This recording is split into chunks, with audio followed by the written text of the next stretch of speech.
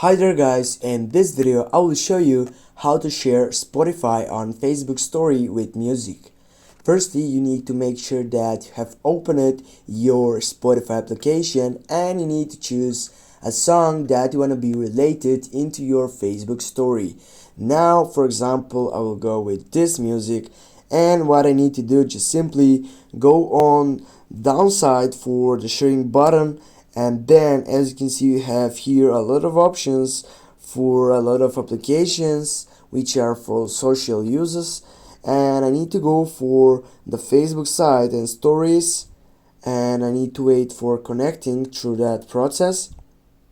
Now as you can see, the privacy setting has been changed, and also it has been added music automatically.